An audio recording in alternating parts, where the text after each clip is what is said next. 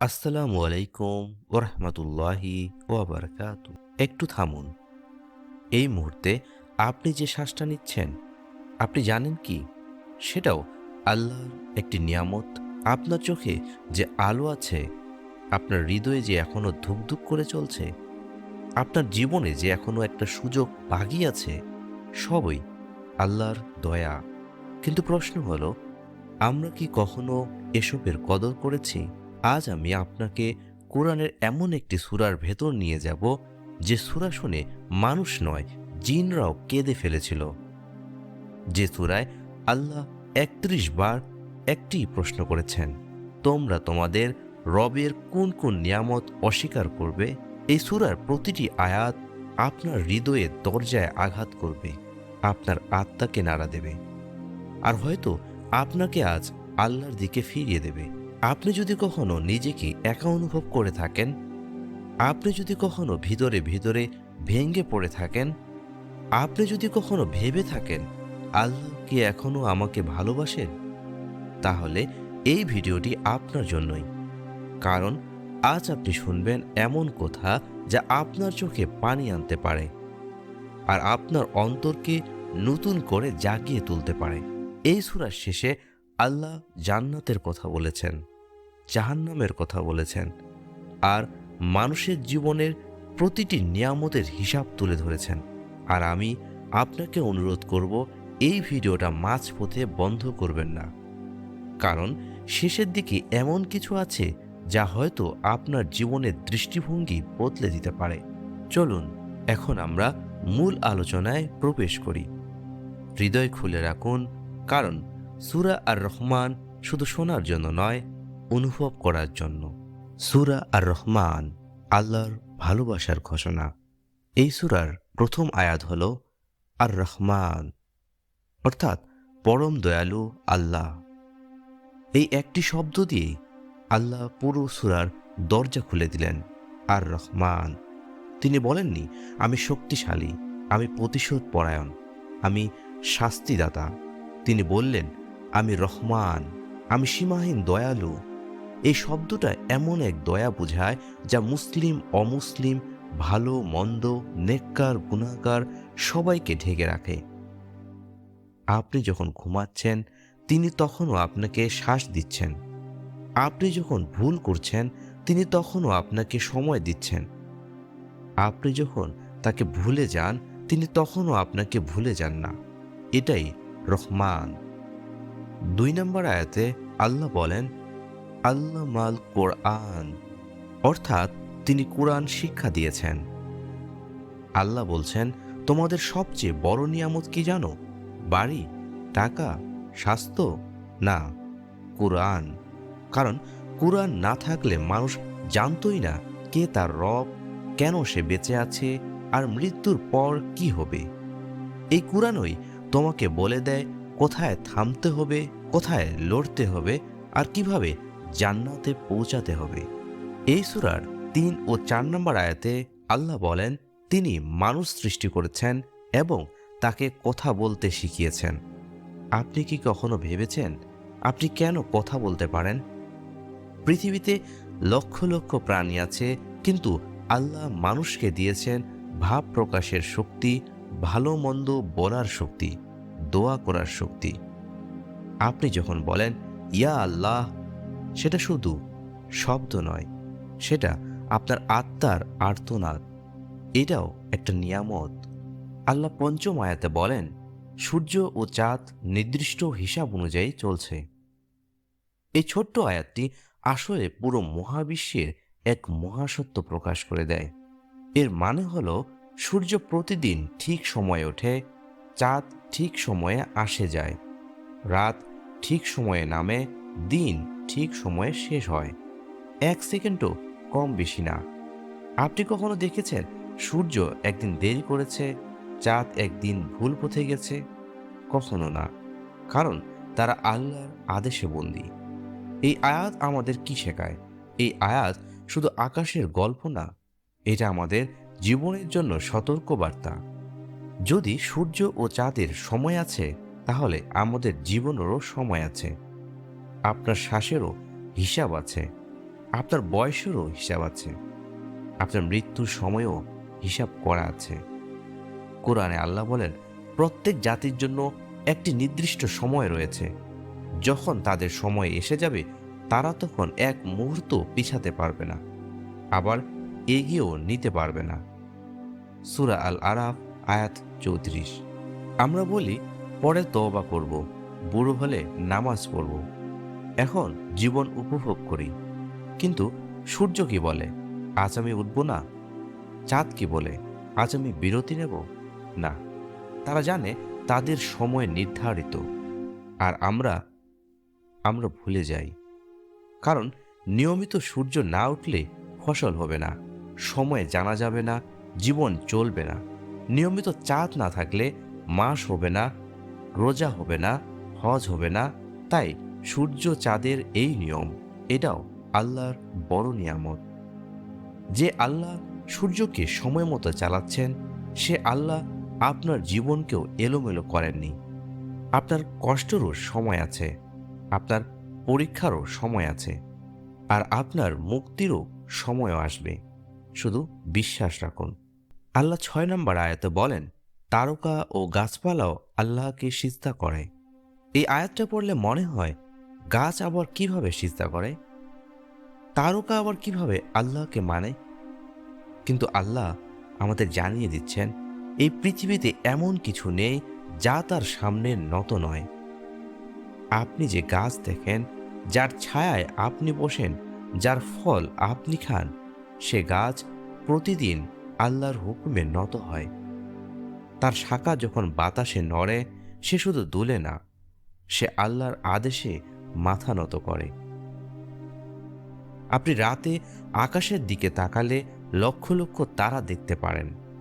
কেউ বেঁকে নেই, কেউ সংঘর্ষে যায় না, কেউ পথ হারায় না। সবাই নিজ নিজ কক্ষপথে চলছে, কারণ তারাও আল্লাহর সামনে সিজদারত। কুরআনে আল্লাহ বলেন, আকাশমণ্ডলী ও পৃথিবীর সব কিছু আল্লাহরই সিজদা করে। সূরা নাহল আয়াত ৪৯। গাছ সিজদা করে, তারকা সিজদা করে, পাখি সিজদা করে, সমুদ্র আল্লাহর আদেশে ঢেউ তোলে। শুধু মানুষ বলে, আমি নিজের মতো চলব। এটাই অহংকার, এটাই শয়তানের পথ। শয়তানও বলেছিল, আমি সিজদা করব না। এই আয়াত আমাদের বলে, সিজদা মানে শুধু নামাজের ভঙ্গি নয়, সিজদা মানে নিজের অহংকার ভাঙ্গা, নিজের ইচ্ছাকে আল্লাহর কাছে জমা দেওয়া। যখন আপনি বলেন, ইয়া আল্লাহ, আপনি যা চান তাই হোক, তখনই আপনি সিজদায় চলে গেছেন। যে গাছের কোনো জ্ঞান নেই, সেও সিজদা করে। আর আমি, আপনি বুদ্ধি থাকা সত্ত্বেও কতবার আল্লাহকে ভুলে যাই। আল্লাহ পরের আয়াতে বলেন, তিনি আকাশকে উঁচু করে স্থাপন করেছেন এবং তিনি মিজান স্থাপন করেছেন। এই আয়াত আমাদের বলে দেয়, এই পৃথিবী এলোমেলোভাবে তৈরি হয় নাই। যেভাবে আকাশ নির্দিষ্ট নিয়মে দাঁড়িয়ে আছে, ঠিক তেমনই মানুষের জীবনও ইনসাফের নিয়মে চলার কথা। আল্লাহ শুধু পাহাড়, নক্ষত্র আর আকাশ বানাননি, তিনি বানিয়েছেন একটি নৈতিক আইন। এই আইন হলো সত্য ও মিথ্যার পার্থক্য, হক ও বাতিলের সীমা, জুলুম ও ইনসাফের ভারসাম্য। এটাই মিজান। মিজান মানে দাঁড়িপাল্লা। যেভাবে দোকানদার ওজনে কম দিলে অন্যায় হয়, ঠিক তেমনি মানুষ যখন কারো অধিকার কম দেয়, সেও মিজান ভেঙে ফেলে। আপনি যদি কাউকে ঠকান, কাউকে কষ্ট দেন, কারো হক খান, তাহলে আপনি শুধু মানুষকে নয়, আল্লাহর প্রতিষ্ঠিত ভারসাম্যকে আঘাত করছেন। কারণ মানুষ মিজান ভেঙে ফেলছে। শক্তিশালী দুর্বলকে চাপে, ধনী গরিবকে ঠকায়, অহংকারী নম্রকে অপমান করে। কিন্তু আল্লাহ দেখছেন। কোরআনে তিনি বলেন, আমরা কিয়ামতের দিন ন্যায়ের দাঁড়িপাল্লা স্থাপন করব। সূরা আম্বিয়া আয়াত ৪৭। সেদিন এক ফোঁটা চোখের পানিও হিসাব হবে, একটা নিঃশ্বাসও বাদ যাবে না। এই আয়াত আমাদের শেখায়, তুমি যত বড়ই হও, যত ক্ষমতাবানই হও, তুমি কখনোই আল্লাহর মিজানের উপরে নও। তুমি যদি আজ অন্যায় করো, আগামীকাল সেই ওজন তোমার দিকেই ফিরবে। যে আল্লাহ আকাশকে ভারসাম্যে রেখেছেন, তিনি চান আপনার হৃদয়ও ভারসাম্যে থাকুক। অহংকার কম, ইনসাফ বেশি, ঘৃণা কম, দয়া বেশি। আল্লাহ ৮ ও ৯ নম্বর আয়াতে বলেন, যাতে তোমরা দাড়িপাল্লায় সীমা লঙ্ঘন না করো, ন্যায়ের সঙ্গে ওজন কায়েম করো এবং ওজনে কম দিও না। আল্লাহ এখানে শুধু দোকানের ওজনের কথা বলছেন না, তিনি বলছেন মানুষের চরিত্রের ওজনের কথা। আপনি কারো অধিকার কম দিলে, আপনি যদি কাউকে ঠকান, আপনি যদি কারো প্রাপ্য কেড়ে নেন, আপনি দাড়িপাল্লায় কম দিচ্ছেন। আর এটা আল্লাহর কাছে বড় অপরাধ। আজ মানুষ কিভাবে মিজান ভাঙে? কেউ ব্যবসায় ঠকায়, কেউ সম্পর্কের মধ্যে মিথ্যা বলে, কেউ কথা দিয়ে কথা রাখে না, কেউ দুর্বলকে চাপ দেয়। সবই দাড়িপাল্লায় কম দেওয়া। আল্লাহ কেন এটা এত গুরুত্ব দিয়েছেন? কারণ জুলুম শুধু মানুষকে কষ্ট দেয় না, এটা সমাজকে ধ্বংস করে। আর আল্লাহ জুলুমকে ঘৃণা করেন। রাসূল সাল্লাল্লাহু আলাইহি সাল্লাম বলেন, জুলুম কিয়ামতের দিন অন্ধকারে পরিণত হবে। সহিহ মুসলিম।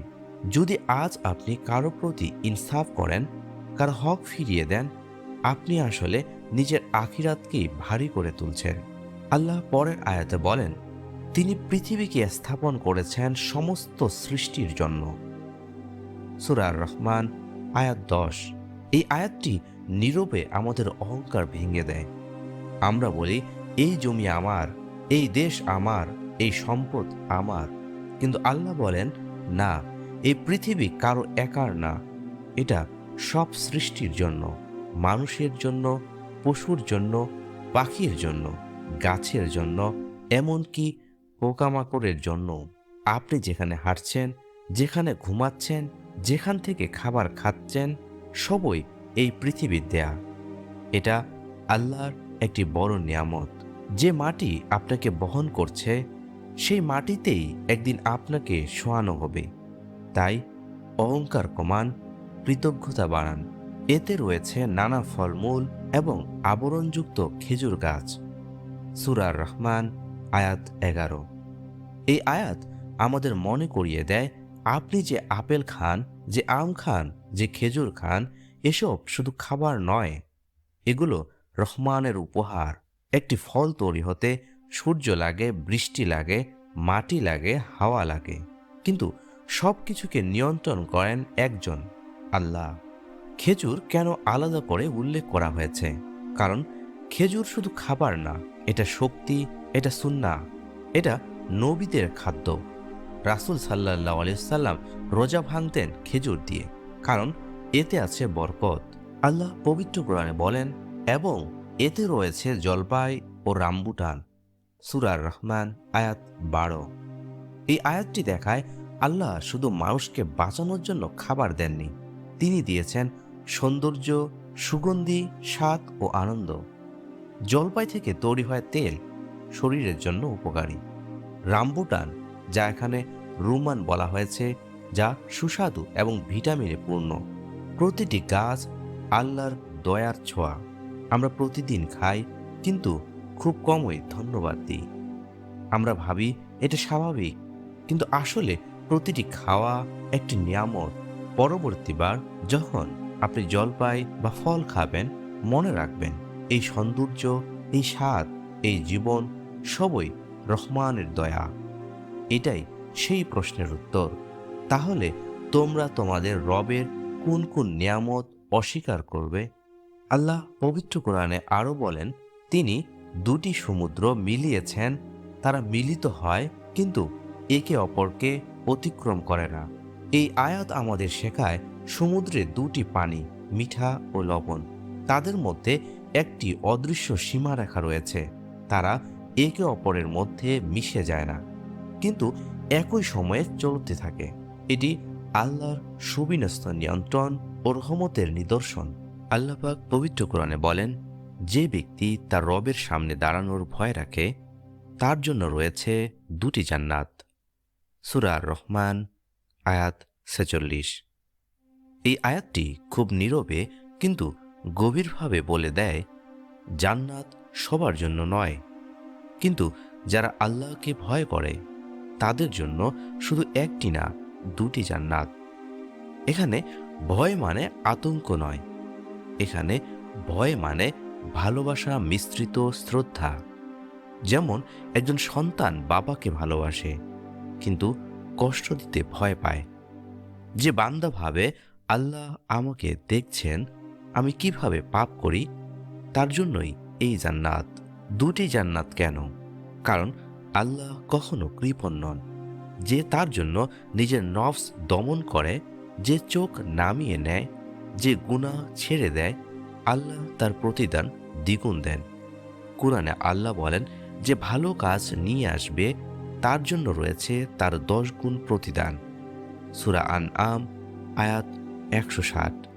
তাই এখানে দুটি জান্নাতের কথা বলা রয়েছে। আমরা কি হারাচ্ছি? আমরা সামান্য হারাম আনন্দের জন্য চিরস্থায়ী জান্নাত হারাতে বসি। একটি হারাম দৃষ্টি, একটি মিথ্যা কথা, একটি অবৈধ সম্পর্ক, সবকিছু আমাদের জান্নাত থেকে দূরে সরায়।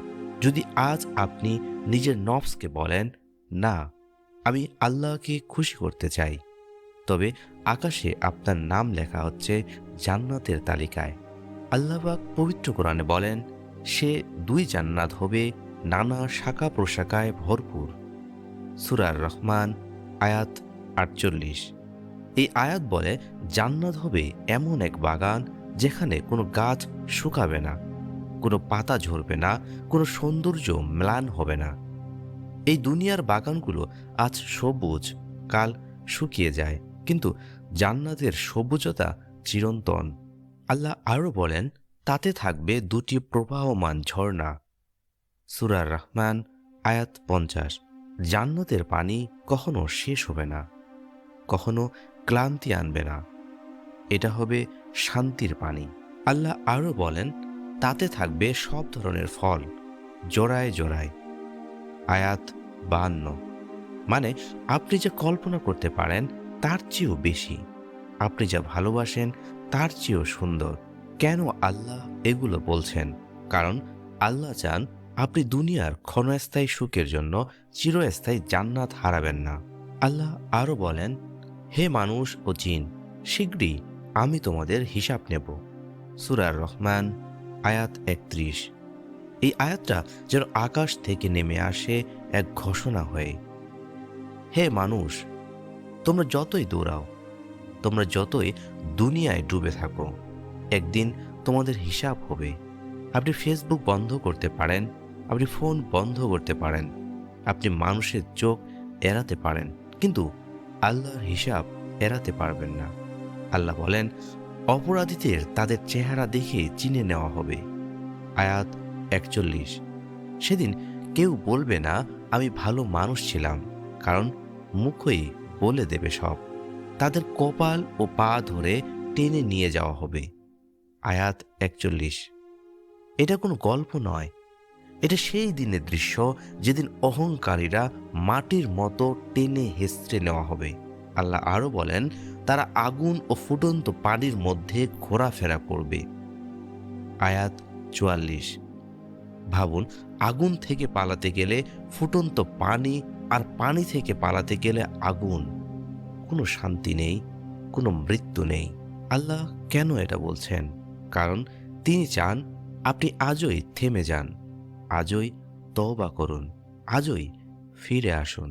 যদি আপনি আজ একটি গুনাহ ছেড়ে দেন, আপনি হয়তো একটি আগুন থেকে বেঁচে গেলেন। ভয়ের পর এবার আল্লাহ আমাদের সামনে আসার দরজা খুলে দেন, কারণ তিনি চান না তার বান্দা হতাশ হোক, তিনি চান বান্দা ফিরে আসুক। আল্লাহ বলেন, এই 2 জান্নাতের নিচে আরও 2টি জান্নাত রয়েছে। সূরা রহমান আয়াত 62। মানে কি? মানে শুধু একটি জান্নাত না, শুধু 2টি জান্নাত না, আল্লাহ 4টি জান্নাতের স্তর খুলে রেখেছেন তার বান্দাদের জন্য। যে যতটা চেষ্টা করবে, যে যতটা আল্লাহকে ভয় করবে, যে যতটা নিজের নফসকে দমন করবে, সে তত উঁচু জান্নাতে যাবে। আল্লাহ আরও বলেন, সে জান্নাতগুলো হবে গাঢ় সবুজ। আয়াত 64। এটা এমন সবুজ যেটা চোখে শান্তি এনে দেয়।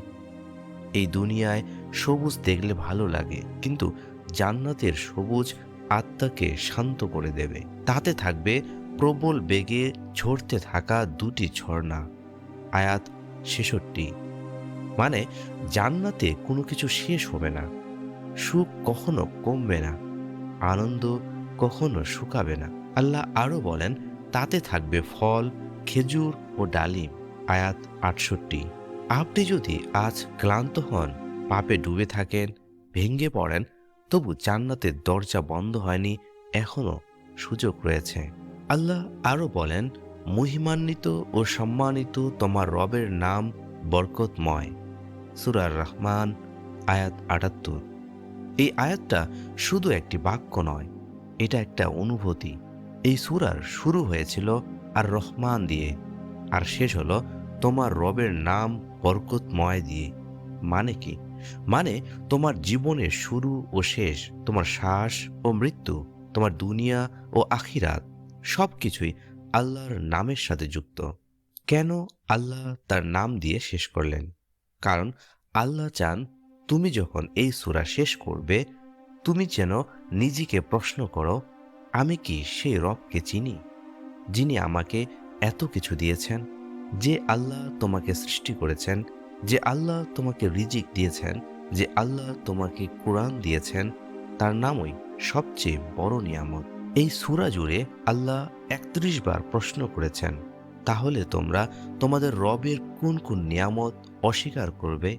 আজ আপনার উত্তর কি?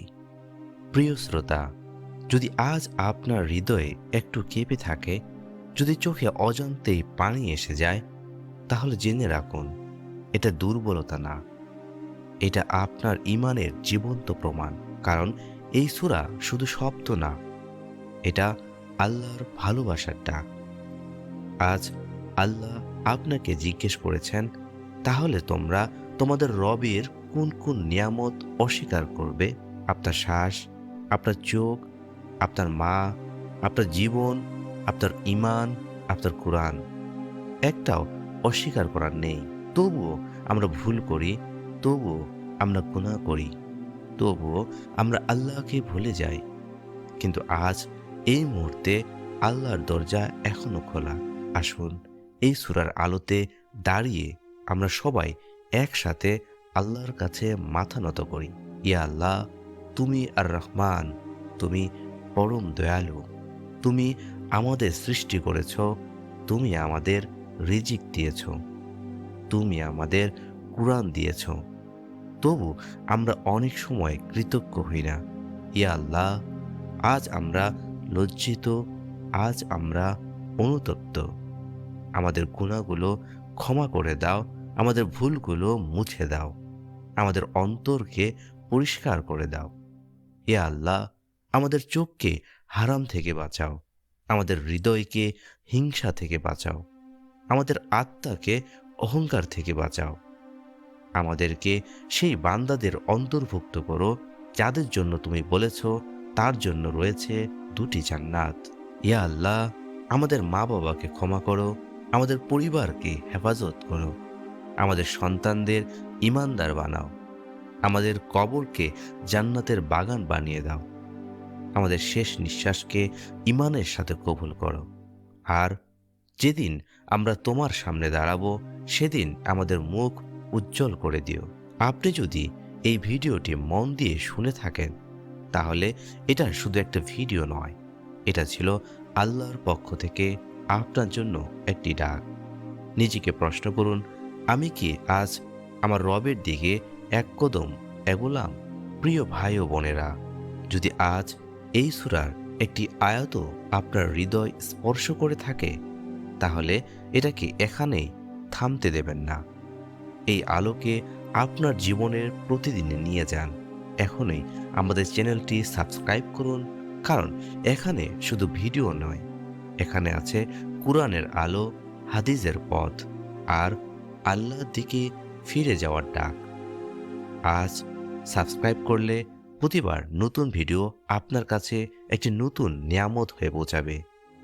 আর হ্যাঁ, বেল আইকন চাপুন, যেন আল্লাহর বাণী একটিও আপনার কাছ থেকে হারিয়ে না যায়। আসুন এই কোরআনের আলো আরও হাজারো হৃদয়ে পৌঁছে দিই। সাবস্ক্রাইব করুন আর আপনার ইমানকে শক্ত করুন। আসসালামু আলাইকুম ওয়া রাহমাতুল্লাহি ওয়া বারাকাতুহু।